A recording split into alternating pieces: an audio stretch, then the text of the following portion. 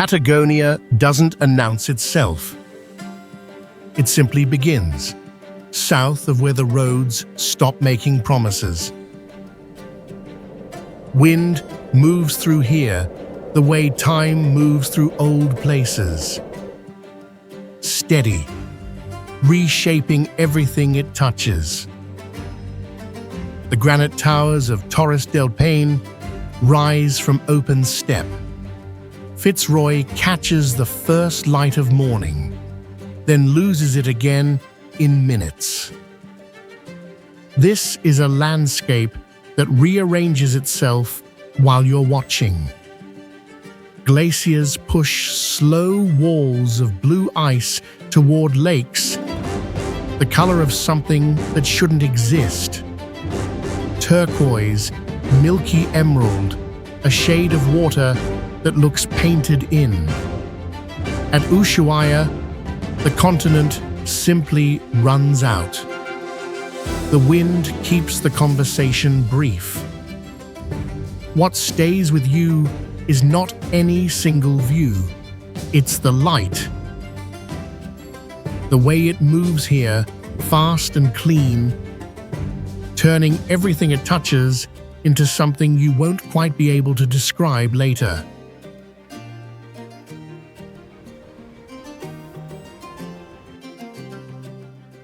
Circuito Chico Bariloche follows a compact loop along the western edge of San Carlos de Bariloche, where forest and water sit close together in northern Patagonia. In Circuito Chico Bariloche, Rio Negro, Argentina, the road feels like a moving overlook, more than a commute. Coihue and cypress shade the shoulders, and the air often carries a cool, resinous scent after rain. Between bends, the blue of Lake Nahuel Huapi flashes through the trees in quick, clean intervals. At Cerro Campanario, a short climb opens a wide map of the region. Lakes laid out like connected basins, with ridgelines tracing the horizon. From up there, even familiar neighborhoods in Bariloche look softened by distance and light. Farther on, Parque Municipal Yao Yao gathers shoreline paths, quiet coves, and bird calls that drift above the understory. Near Puerto Pañuelo, small boats hint at the long tradition of navigating these cold waters. What stays most distinctive here is the brief stretch where the road runs between Lake Nahuel Huapi and Lago Moreno, with water visible on both sides through the same band of forest.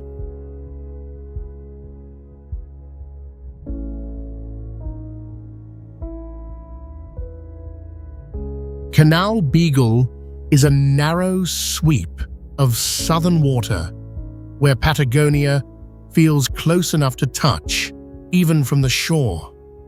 In Canal Beagle, Tierra del Fuego, Argentina, the light changes quickly, shifting from silver to slate across the channel.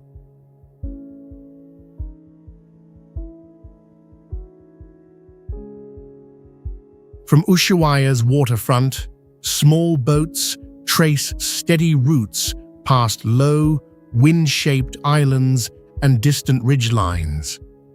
The city stays behind as the shoreline turns quieter, traded for open water and long horizons.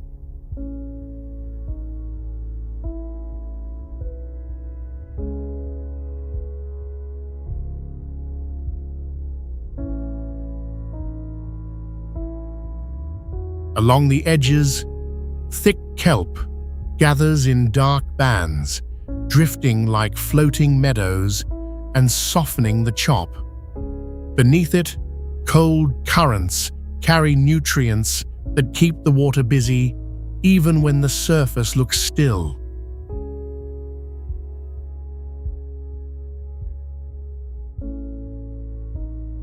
Seabirds use the canal as a working corridor, cormorants drying their wings on rock, gulls pacing the wake, and skuas cutting low across the swells.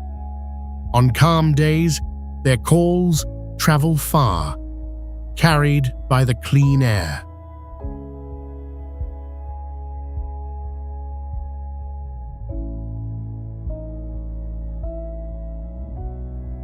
Sea lions haul out on bare skerries, stacked in loose piles, turning their heads toward passing boats without urgency. Nearby, the shoreline shows blunt stones and pale gravel, shaped by weather that rarely fully relents.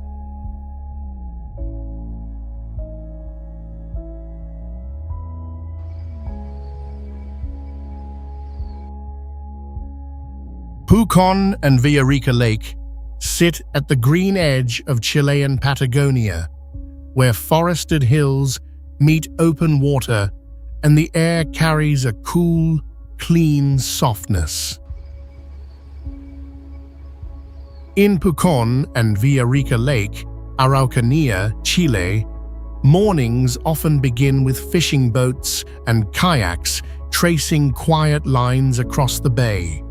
The shoreline feels carefully lived in, with cafes and small docks spaced between stands of native trees. Just beyond town, Villarrica National Park offers trails through Coihue and Araucaria, and viewpoints where the lake spreads out like a pale sheet of glass.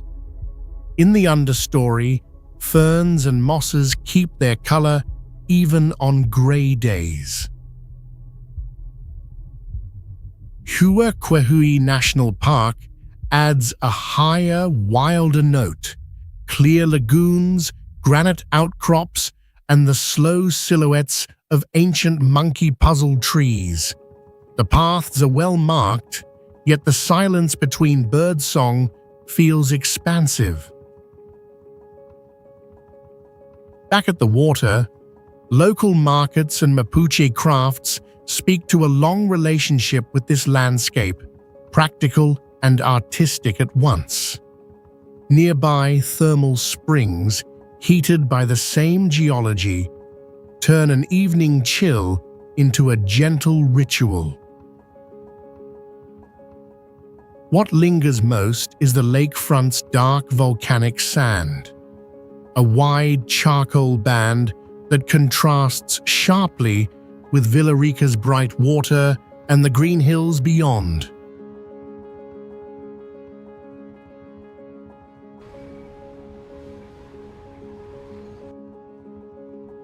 Cerro Otto sits just above the lakeside city of San Carlos de Bariloche, where Patagonian weather can change from bright to hushed in a single afternoon. Its familiar profile helps orient the surrounding neighborhoods and nearby ridgelines. On the lower slopes, quiet stands of Coihue and Lenga filter the light, and the air carries a clean resin scent after rain. In winter, snow collects along the tracks and fences, softening the sounds of footfalls and wind. Cerro Otto, Rio Negro, Argentina, belongs to the larger landscape shaped by Parque Nacional Nahuel Huapi, where lakes and forest meet at sharp, cool edges. From higher clearings, the blue surface of Nahuel Huapi appears between branches, then disappears again as the trail bends. Many visitors take the cable car upward, trading the town's street noise for a steadier silence broken by the occasional call of birds. At the summit, the view spreads across water, islands, and distant peaks, depending on how the clouds choose to open. The mountain's most distinctive detail waits indoors, a revolving cafe floor that turns slowly, carrying you through a complete circle of windows. Without changing seats, the panorama makes its own unhurried rotation.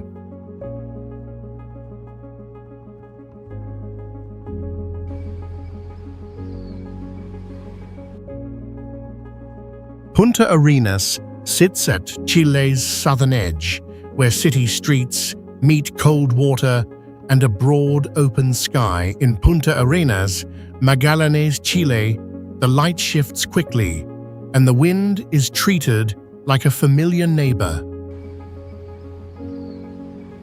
Downtown, Plaza Muñoz Gamero gathers daily life around trees, benches, and historic facades built for weather that rarely stays still. Corrugated metal roofs and brightly painted walls show how design adapts to salt air and long seasons. At Cementerio Municipal Sarah Brown, cypress-lined avenues create a surprising hush, with careful stonework and wrought iron that speak to seafaring fortunes and immigrant roots. Even here, you can feel the briskness that shapes every errand. A short climb to Cerro de la Cruz opens a compact panorama of rooftops, docks, and distant hills, all threaded by narrow streets.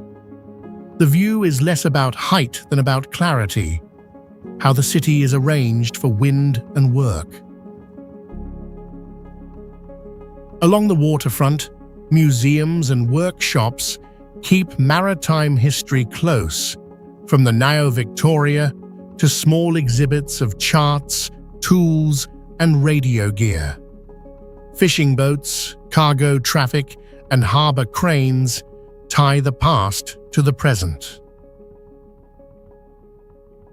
Just outside town, Reserva Nacional Magallanes offers lenga forest paths and peat dark ground, a softer texture against the city's hard edges.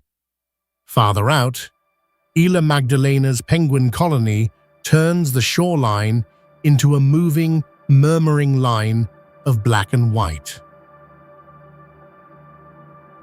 What stays with you most is the Strait of Magellan itself, steel-gray water sliding past the quay, broad and steady, while the wind combs its surface into constant, low ripples.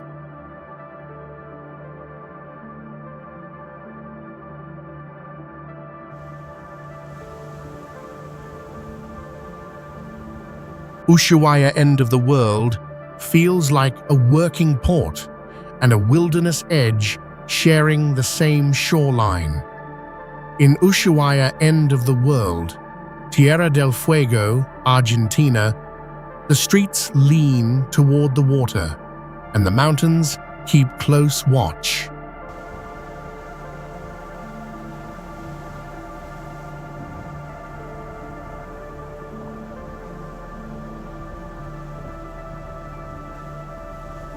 Along the Beagle Channel, small boats trace quiet routes past kelp beds and low islands where sea lions haul out on dark rock. Light changes quickly here, and the water can look steel gray even on a clear day.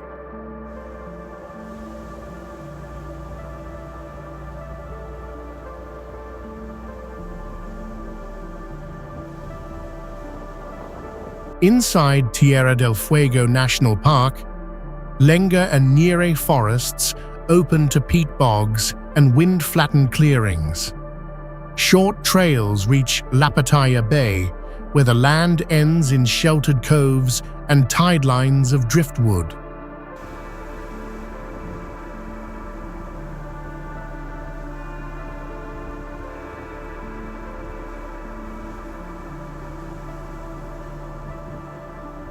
Above town, the Marshall Glacier offers a close look at exposed stone, fragile ice, and the thin streams that carry meltwater downhill. From the overlook, Ushuaia's rooftops sit in a bowl between ridges and sea.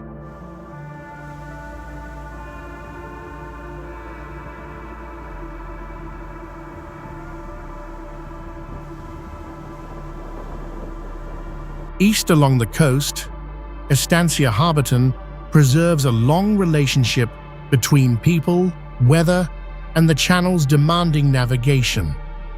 Even at rest, the landscape feels active, wind, birds, and surf constantly rearranging the scene.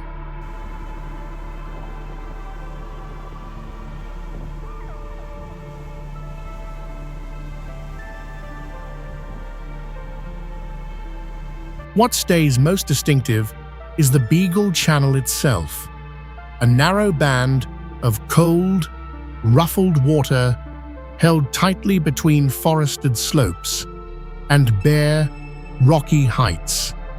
It gives Ushuaia its shape, its sound, and its steady, salt air horizon.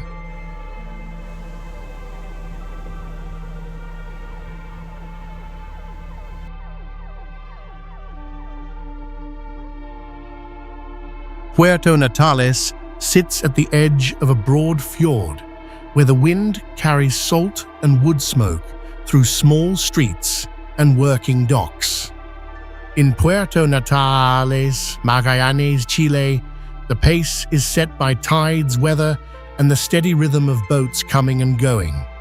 Along the waterfront, simple walkways track the curve of the shore, and seabirds hover over kelp-dark shallows. On clear days, distant peaks sharpen into view, then soften again as clouds drift low across the water.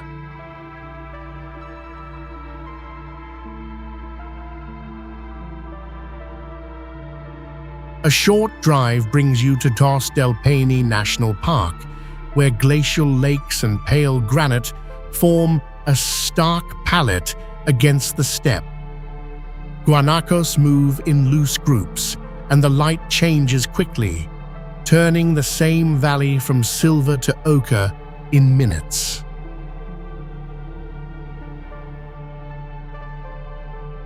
Closer to town, the Milodon Cave offers a quieter kind of scale, with cool air and deep shadows under a broad rock overhang. Out on the flats, hardy shrubs and grasses hold their ground against constant Patagonian gusts.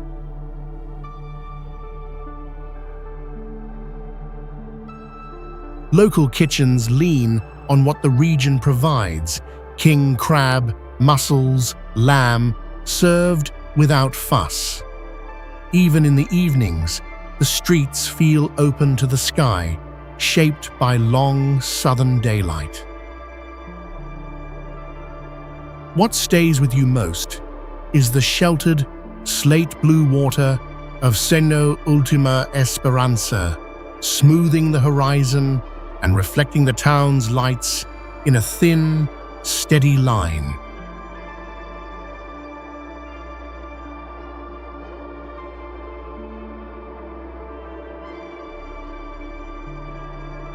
Bariloche and Nahuel Huapi Lake sit at the Andean edge of Argentine Patagonia, where snow-dusted ridgelines meet a town built for walking, coffee, and unhurried views. The air often carries a clean mix of pine and lake water.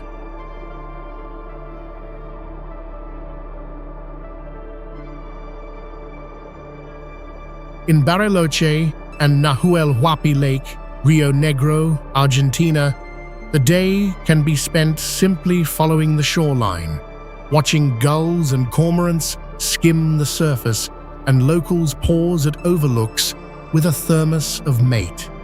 Even traffic seems to soften as the water comes into view.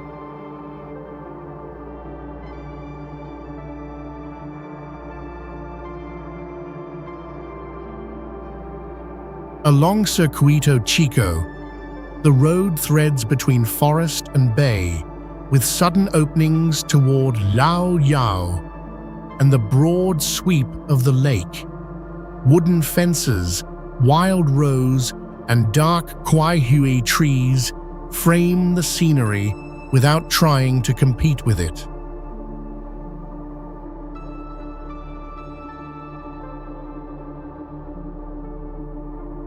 Above town, Catedral adds a different texture: rock, wind, and the geometry of ski lifts, and then the view returns you to the lake again. In every season, the landscape seems arranged around that long, cold basin.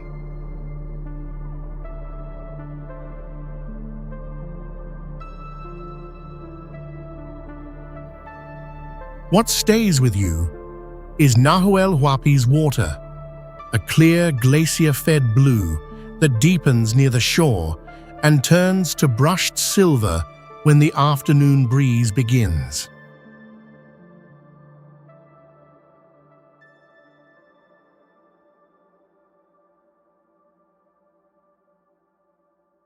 Península Valdés feels like a narrow hinge of desert and sea on Argentina's Atlantic coast, where the Patagonian steppe meets calm, protected water.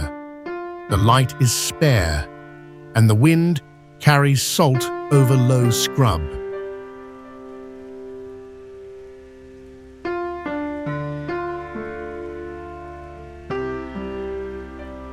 Here in Península Valdés, Chubut, Argentina, gravel roads lead past sheep estancias to viewpoints above the Atlantic, then down to coves with tide-washed kelp.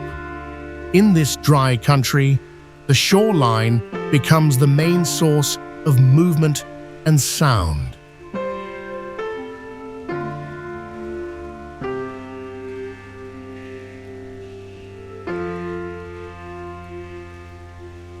From June into spring, southern right whales gather in the gulfs, close enough that a slow exhale can be seen from shore. Near Puerto Pyramides, small boats drift carefully, letting the animals set the distance.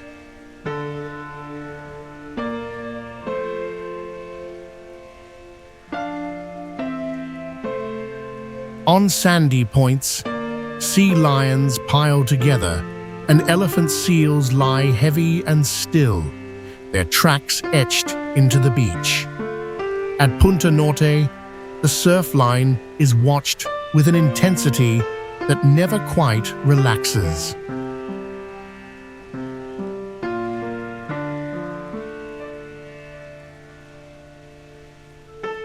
Farther south, Magellanic penguins commute between burrows and the sea, stitching dark lines across pale sand. Overhead, seabirds use the wind like a road, barely moving their wings.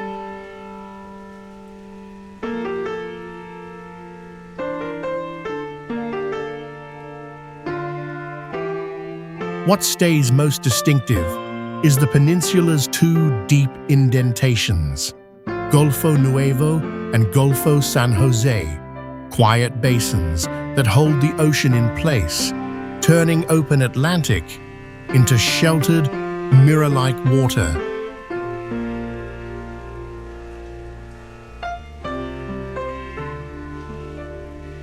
El Calafate sits on the southern edge of Lago Argentino, where Patagonia's wind moves steadily across open steppe and low, silvery shrubs.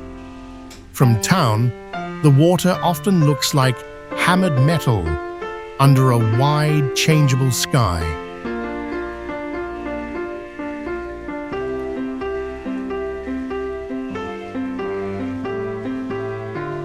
In El Calafate, Santa Cruz, Argentina, daily life follows the seasons.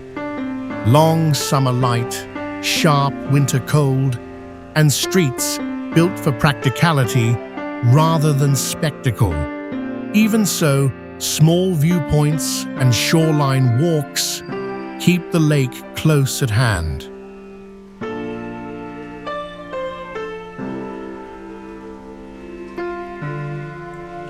Beyond town, the road into Los Glaciares National Park passes guanaco country and patches of lenga forest, with the Andes appearing and disappearing behind weather. The landscape feels spare, but never empty.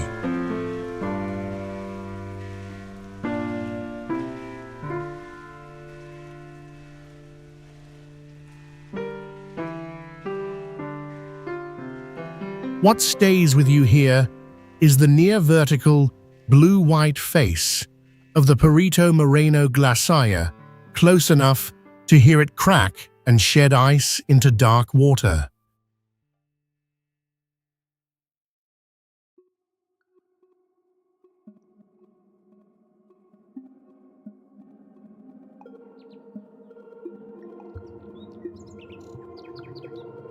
Torres del Paine National Park sits at Chile's southern edge, where the Patagonian steppe gives way to ice, lakes, and steep stone.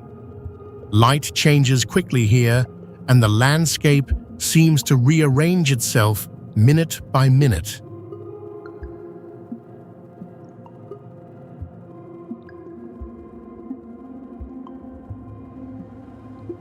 In Torres del Paine National Park, Magallanes, Chile, winds sweep across open grasslands dotted with guanacos, then funnel into valleys lined with lenga trees. The air often carries the clean, mineral scent of snowmelt.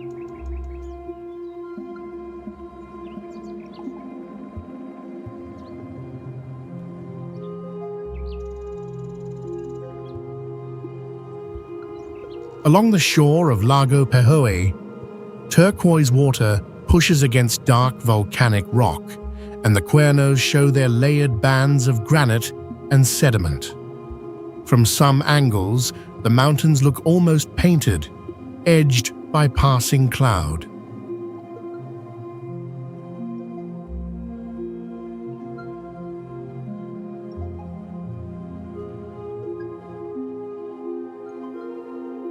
Farther west, Grey Glacier drifts into view in broken blue walls, carving into the lake as small bergs rotate and bump softly together. On calm days, the ice reflects like glass. On rough days, it disappears behind spray.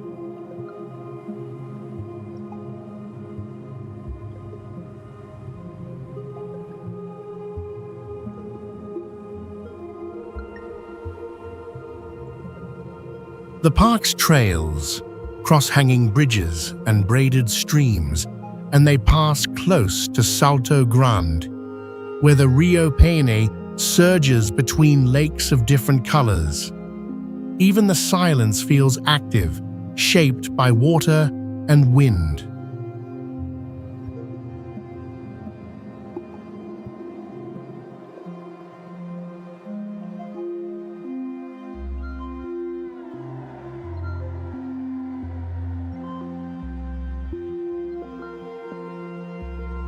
And then there are the Torres themselves, 3 pale granite spires above Laguna Torres, sharply cut against the sky, their bases mirrored in cold glacial water.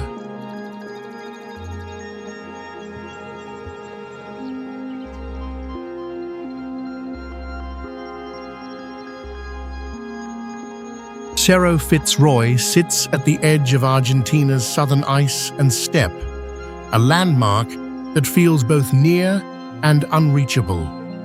Seen from Cerro Fitzroy, Santa Cruz, Argentina, the mountain anchors the skyline above the small town of El Chalten.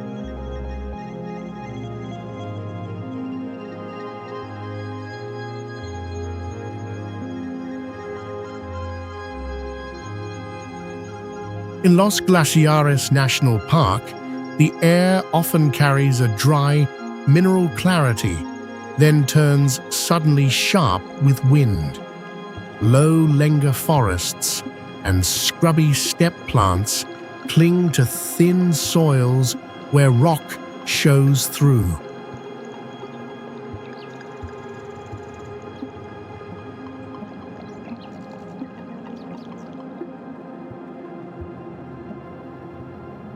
Above tree line, small lagoons appear in sheltered hollows, reflecting clouds that move faster than the eye expects.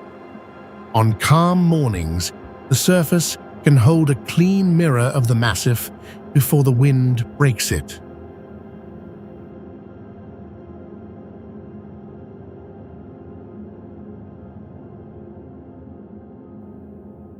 Even the light behaves differently here, shifting between hard sun and sudden shadow as weather rolls in from the west. That changeable sky makes every view feel newly composed, minute by minute.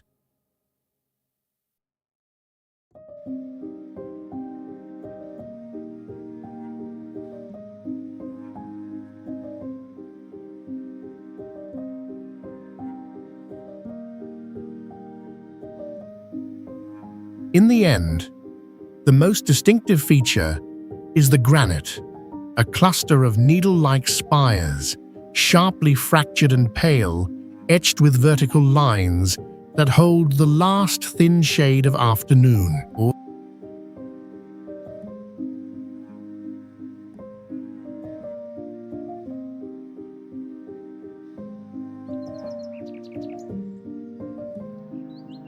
Parque Nacional Tierra del Fuego, sites at Argentina's southern edge, where wind, water, and low mountains shape a patient, spare beauty.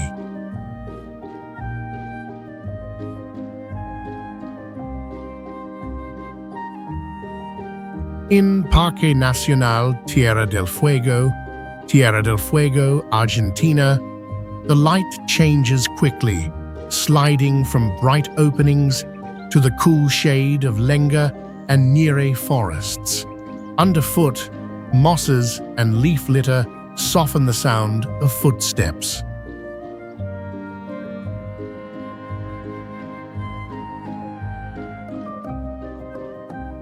Along the park's trails, peat bogs hold dark water like polished glass, and fallen trunks lie quietly among ferns. Even in summer, the air carries a clean, briny chill that feels close to the sea.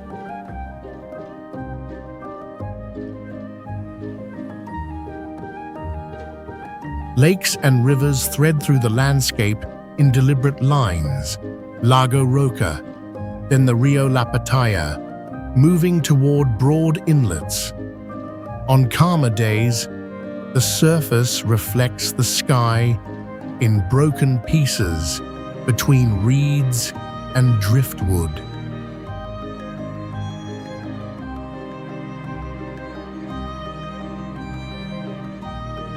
Near the coast, the Beagle Channel comes into view with its steady grey-blue presence, edged by kelp and stony beaches. Gulls and cormorants work the shoreline while the forest keeps close behind them.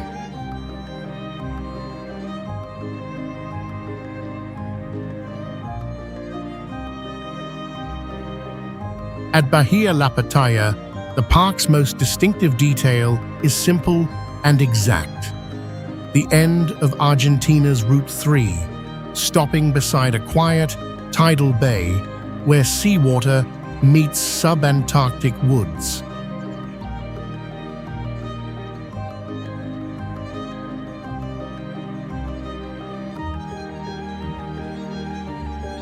Cerro Torre holds the eye like a sharpened shard of granite set against the southern Patagonian sky. In Cerro Torre, Santa Cruz, Argentina, the mountain sits within Los Glaciares National Park, near the small trail town of El Chalten. Here, weather is part of the landscape, with cold fronts and sudden wind shaping every view. The rock is hard, steep, and clean-lined, carved by ice and time into a narrow spire that seems almost architectural. Most visitors meet it on foot, following forested paths that open to wide moraines and open valleys. The route to Laguna Torre threads along the Rio Fitz, where lenga trees give way to open stone and pale glacial silt. At the lake, icebergs drift quietly from the glacier's broken face, their surfaces dusted with grit. In calm moments, Cerro Torre appears in the water as a thin, dark reflection, briefly steadied between gusts. Climbers have long measured themselves against its smooth walls and relentless conditions, and locals know the rhythm of waiting for a clear window.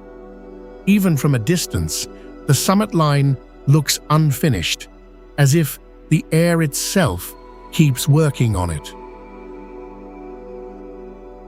What lingers most is the summit's rime ice mushroom, a white, wind-sculpted cap perched on the granite needle, changing shape with each storm.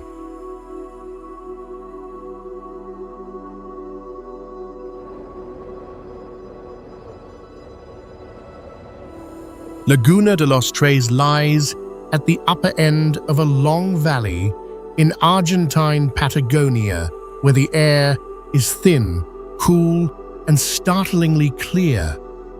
The lake feels both remote and close to the mountains that define it.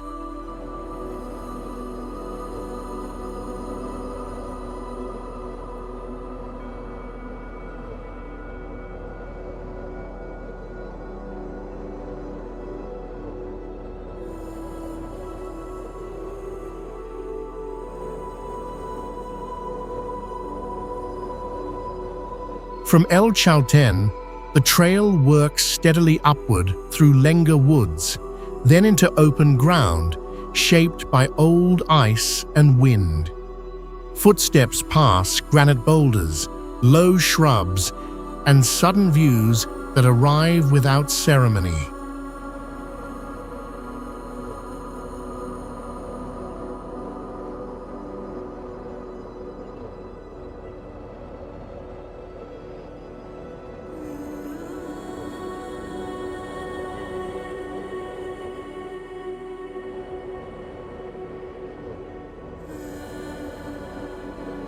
Here, in Laguna de los Tres, Santa Cruz, Argentina, the landscape belongs to Los Glaciares National Park, a place of hard stone and soft light. Weather can shift in minutes, with sun breaking across the basin and then slipping behind cloud.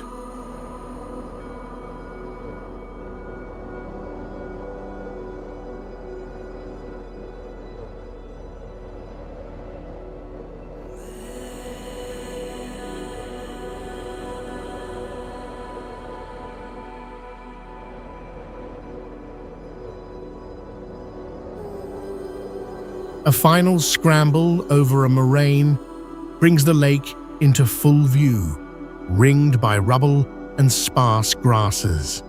Above it, Cerro Fitz and its spires stand sharply cut, their faces changing color as the day moves on.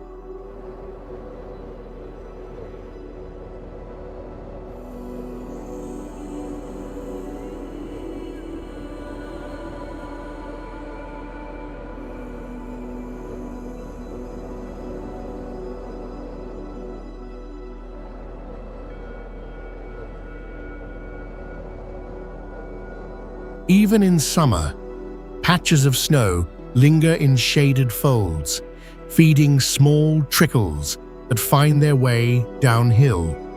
Silence comes in layers: wind, distant water, and the occasional crack of rock settling in the cold.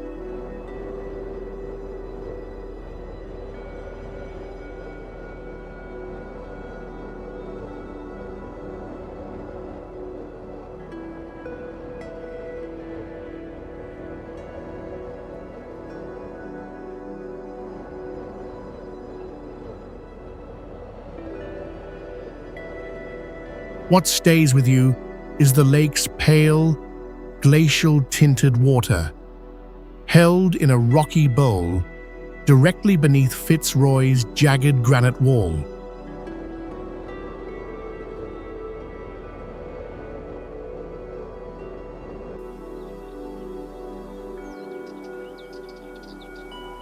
Laguna Esmeralda sits quietly in Argentina's far south, a small glacial lake reached on foot from the outskirts of Ushuaia.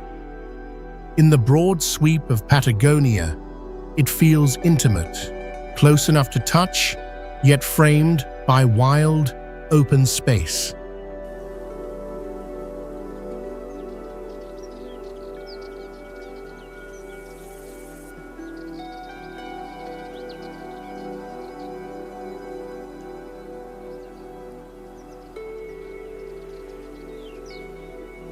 The walk into Laguna Esmeralda, Tierra del Fuego, Argentina, begins in the Valle Tierra Mayor, where the air carries the clean scent of wet earth and cold water.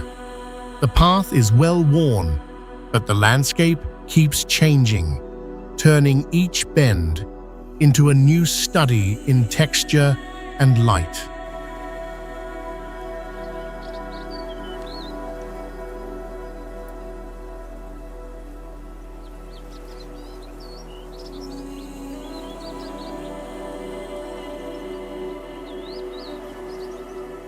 Early on, peat bogs spread out like a soft carpet, dark and springy underfoot, with narrow planks helping hikers cross the saturated ground. Low shrubs and grasses hold beads of moisture, and distant ridgelines appear and disappear behind passing weather.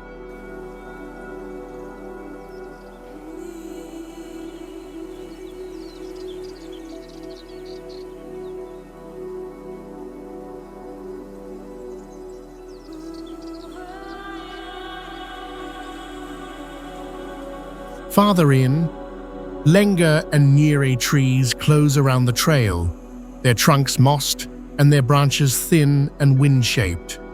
A stream keeps pace nearby, sometimes audible, sometimes hidden, as the valley narrows toward the mountains.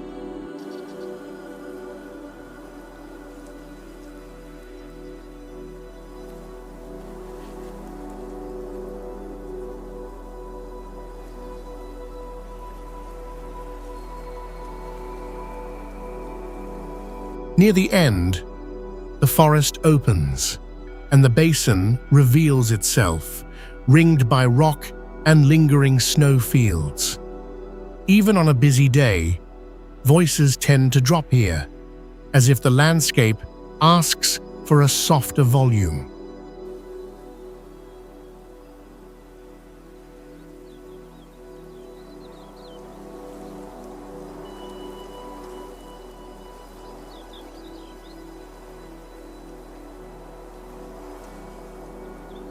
What stays with you is the lake's unmistakable color, a dense, mineral emerald that looks painted into the water.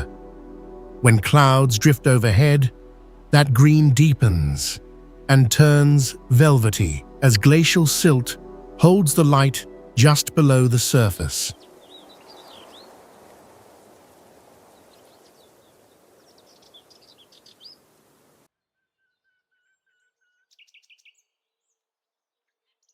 Cerro Tronador feels like a natural boundary where the forest of Patagonia give way to ice and bare stone.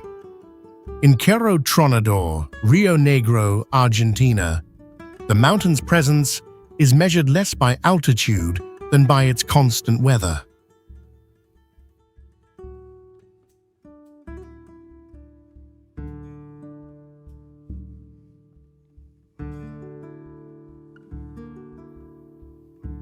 Approaching from San Carlos de Bariloche, the road threads through Nahuel Huapi National Park under Coihue and Lenga, with clearings that briefly open to distant ridgelines. Even in summer, the air can turn cool in minutes.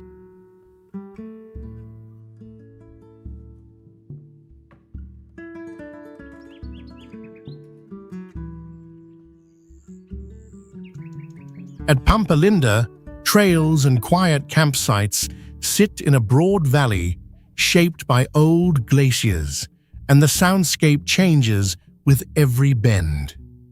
Woodpeckers, wind in the canopy, and water in motion take turns at the foreground.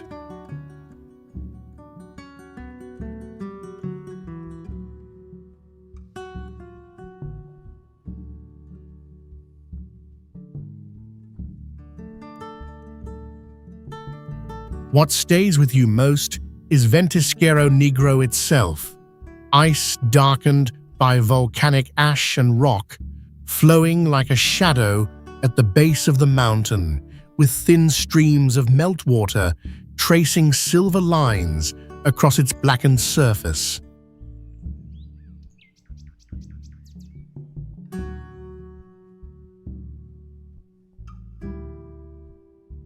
Los Glaciares National Park stretches across Argentina's far south, where the Andes hold broad fields of ice and the air stays clean and spare.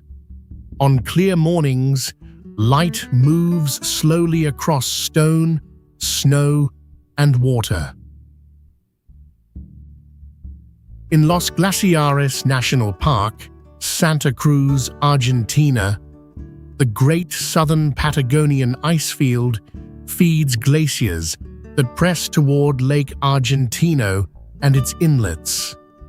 The lake often turns a pale, milky turquoise, colored by fine rock flour ground from the mountains.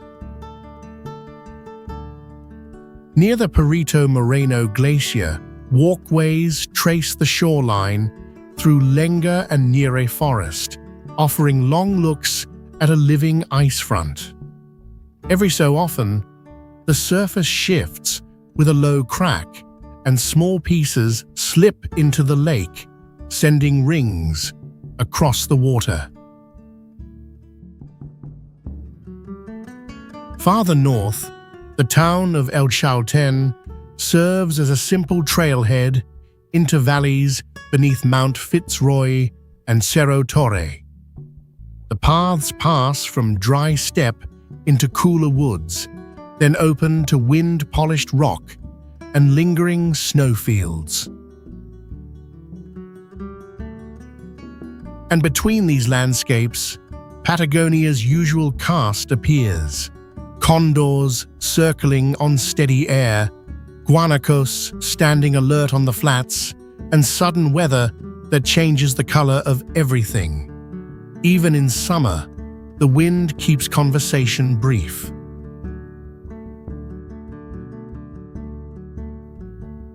What stays most unmistakable here is the Perito Moreno ice face itself, a tall, blue-white wall creased with deep turquoise fissures, meeting Lake Argentino at close range.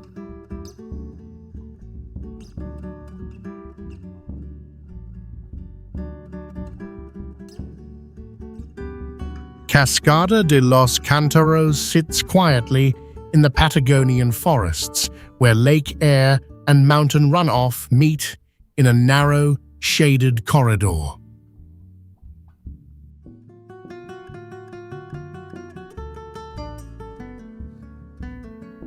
Here, in Cascada de los Cantaros, Rio Negro, Argentina, the route often begins on the waters of Nahuel Huapi and continues on foot beneath tall coihui and cypress.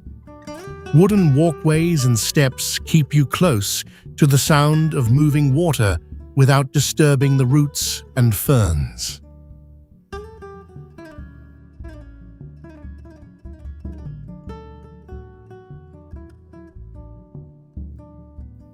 The cascade is not a single dramatic drop, but a sequence of short falls and slides, each one polishing the stone a little more. In certain light, the wet rock looks almost black, edged with bright moss and tiny beads of spray.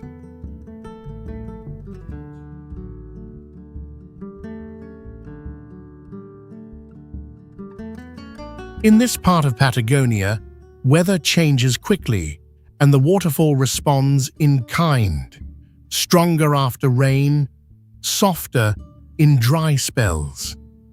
Even then, the surrounding forest holds moisture, and the air stays cool, carrying the clean scent of bark and leaf litter.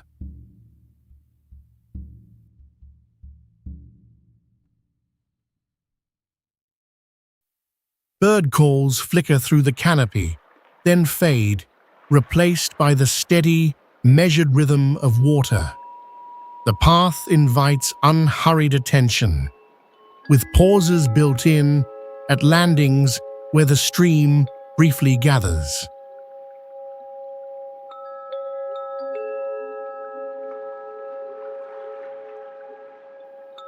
What stays with you is the way the water threads down dark, moss-lined stone steps in a tight ravine, as if poured carefully from one basin to the next.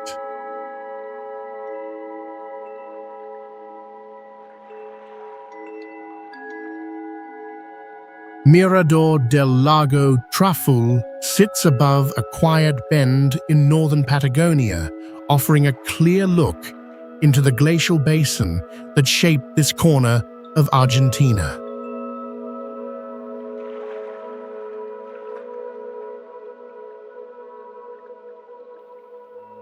From Mirador del Lago Traful, Neuquén, Argentina, the lake spreads out in layered blues, bordered by dense coihue and cypress forests, typical of the Andean foothills.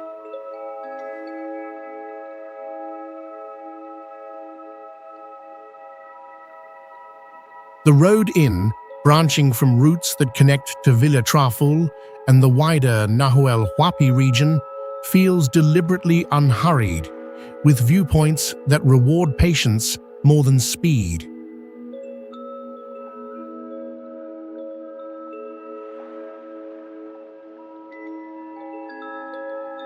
On calm days, wind barely touches the surface, and the water takes on a polished look that makes distant shorelines seem closer than they are.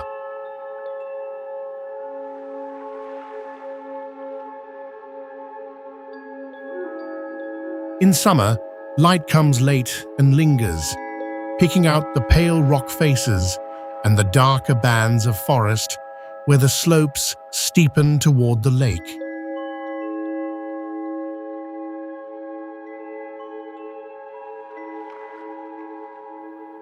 Even when clouds settle in, the scene holds its definition: shore, water, and mountain edges remaining legible, as if drawn with a restrained hand.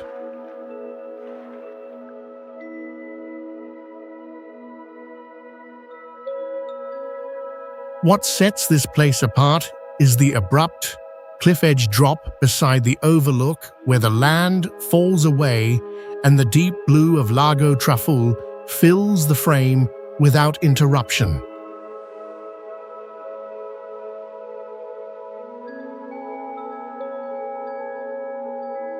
Volcán Batea Mahuida sits quietly on Patagonia's high country, where wind, light, and open distances shape the day more than any road or town.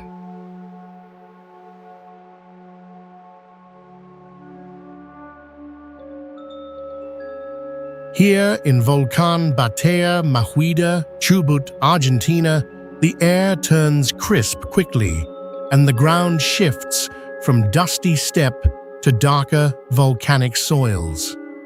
Even in summer, weather can change in minutes.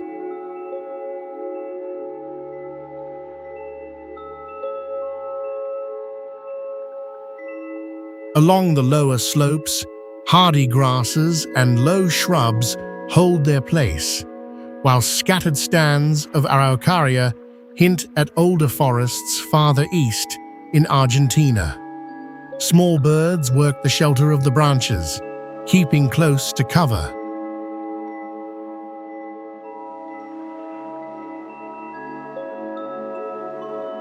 The climb is less about height than texture, loose cinders underfoot, basalt fragments, and occasional patches of snow lingering in shaded folds. From up here, Patagonia reads like a wide map of ridgelines and valleys.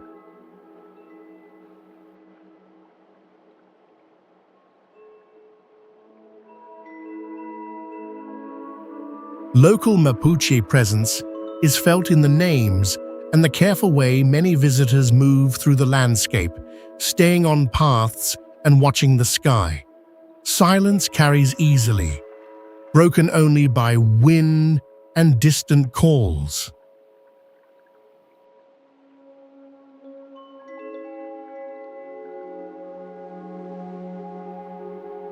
At the summit, the volcano's defining detail is concrete and unexpected. A crater lake, dark and still, held in a ring of black rock, like water set into stone.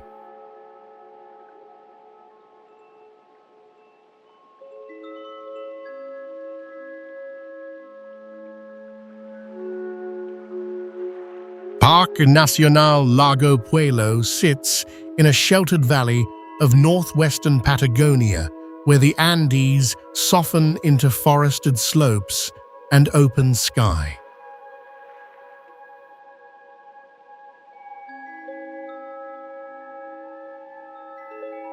In Parque Nacional Lago Puelo, Chubut, Argentina, the air often feels gentler than the surrounding steppe, carrying the scent of wet leaves and sun-warmed wood.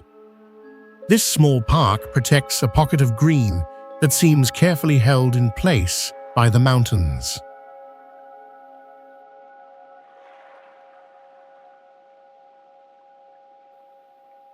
Along the trails, Coihue and Lenga create shifting shade, and in spring, the understory fills with ferns and quiet ground cover. Birdsong, sometimes the sharp call of a chukao, threads through the canopy.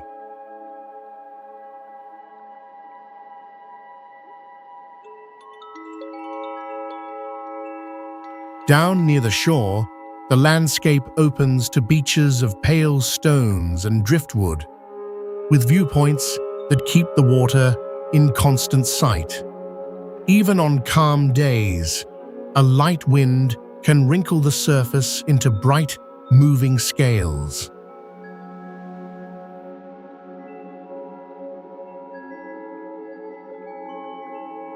Hikers can follow paths that climb to overlooks, while families linger at the picnic areas, watching clouds slide between ridgelines.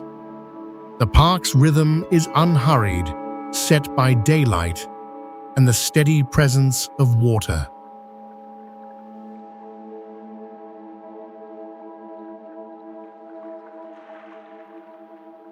What stays with you is the lake itself. Lago Puelo's clear turquoise shallows, where river-fed currents spread over rounded pebbles and turn the shoreline into a band of luminous color.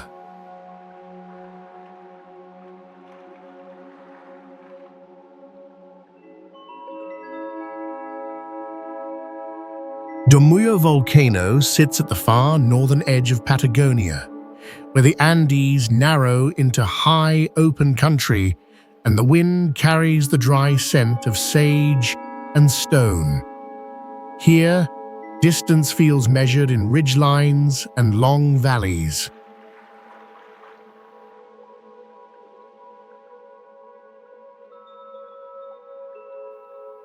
Domuyo volcano, Neuquén, Argentina, anchors a landscape shaped by cold winters, sharp light, and sparse vegetation that clings to volcanic soils.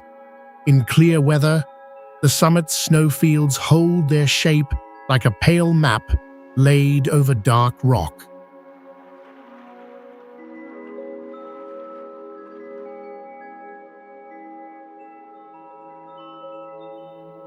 The approach moves through quiet ranch country and gravel tracks, past stands of nire and low shrubs that survive on brief summer meltwater. Guanacos sometimes pause on the slopes, their silhouettes nearly the same color as the earth.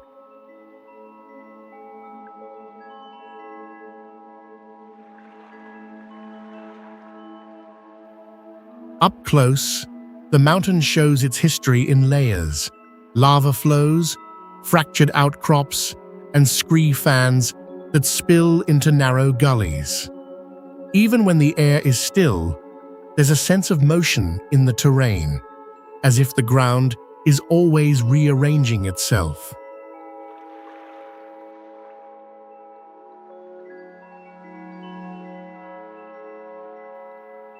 Nearby streams run clear and cold, but the region also carries heat from below, feeding small thermal pockets along the valleys.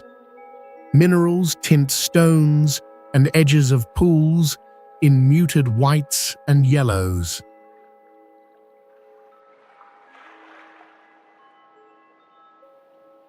Demullo's most distinctive signature is its geothermal breath, fumaroles that send steady plumes of steam across sulfur-stained rock, a soft, persistent exhale against the thin Patagonian sky.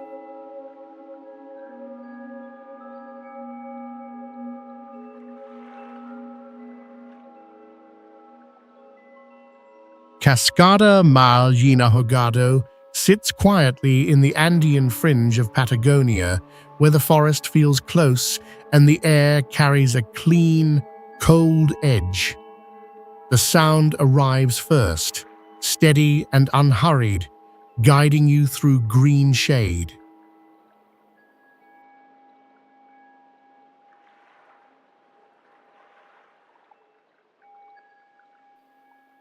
Here, in Cascada Malin Ahogado, Chubut, Argentina, the route passes small chacras and wind-bent fences before narrowing into a track lined with coihui and lenga. Even on bright days, the canopy keeps the light soft and mottled.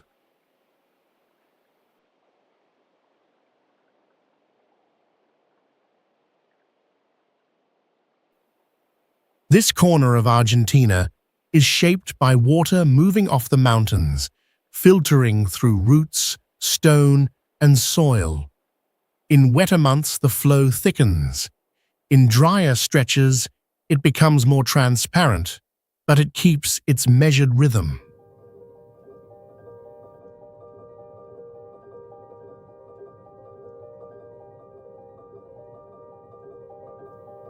Nearby towns in Chubut, places like Escel and Trevelin, share the same mix of orchard land, wood smoke, and long skies, but the waterfall's setting feels more intimate, tucked into a pocket of damp earth and fern.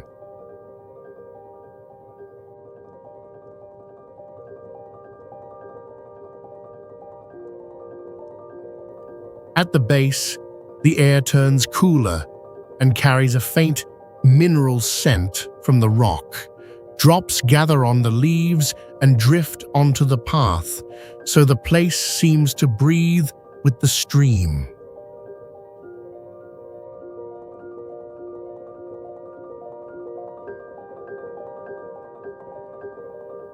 What lingers most is the way the water spreads into a thin, veiled sheet across a dark, moss-slick rock face, more curtain than column. It doesn't thunder, it simply keeps its quiet, silvery texture.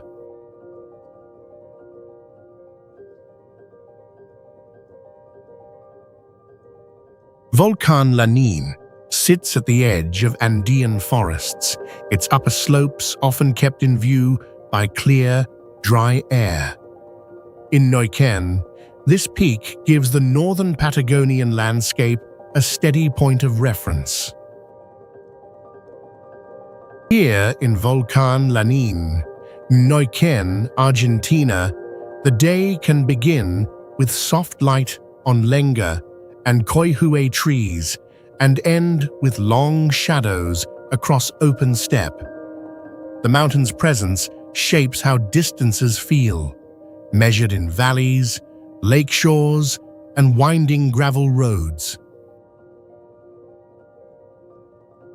Much of the approach passes through Parque Nacional Lanín, where streams run cold even in summer, and black volcanic stones appear in riverbeds.